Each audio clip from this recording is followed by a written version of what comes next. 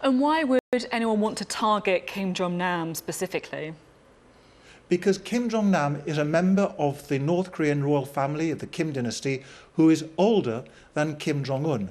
Now, up until the late 90s, he was the front runner to go over from Kim Jong-il, their joint father. He then blotted his copybook in various ways and was effectively forced into exile. But it looks as if Kim Jong-un decided that as long as he was alive, he presented a possible dynastic threat to his reign. And what do you think we can learn about the character of Kim Jong-un from this whole incredible story? Well, a man who firstly executes his own uncle and then has his own half-brother killed using a nerve gas in an airport probably isn't showing the greatest extent of humanity, is he? Ruthless, brutal even, and quite determined to get his own way. And do you think that he's a threat to the rest of the world? Well, yes. Not because he killed Kim Jong-nam, reprehensible though that is, but because he is developing nuclear weapons and the missiles to deliver them. And if we don't do something fairly soon, he will be able to deliver nuclear tipped missiles rather, to the United States, which of course will be a very dangerous situation. And of course, the assessment that you've just given of his character makes that possibility even more troubling.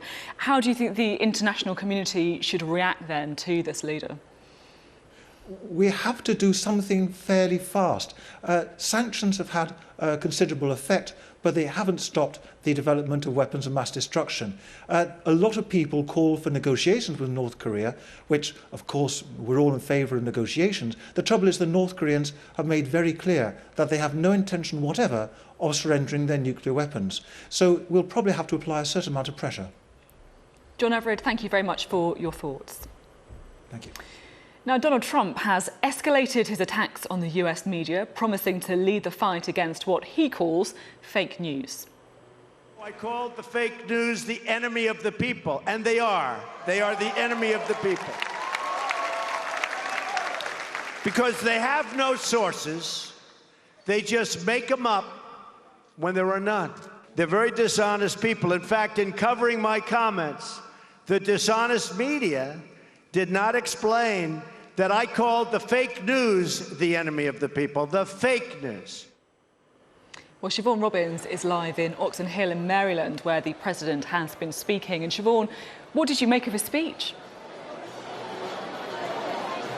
This was an incredibly warm response that he got here, but this was essentially a speech of a returning hero coming home, bringing back the trophy. He's spoken at CPAC in the past. He actually told the crowd here this is where he first thought of running for president. So he really was coming back to say, look what I've done. I'm the boy who's done good. And then it really turned into one of those traditional Donald Trump campaign rallies where he listed off his greatest hits. He talked about bringing jobs back to America. He talked about building the wall as well. He talked about the fake press that we heard. Here's a clip of some of the things he's been talking about today. For too long, we've traded away our jobs to other countries. So terrible. We've defended other nations' borders while leaving ours wide open. Anybody can come in. Oh, we're going to build the wall. Don't worry about it. We're building the wall. We're building the wall. In fact, it's going to start soon. Way ahead of schedule.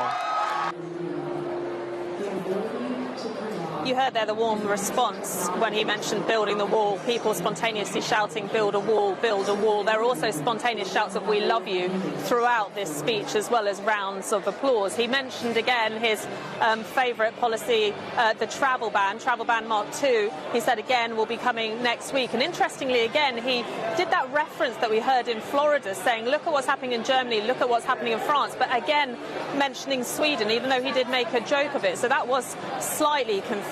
But here he has been treading again on very familiar ground, really just listing those campaign promises. And although that plays really well to an audience here, even his supporters are going to need some policy to back up those headlines, because still it's very light on policy and the headlines won't keep him going much longer. Siobhan, thank you. Well, now it's time for a look at the day's other main stories. Tributes have been paid to a woman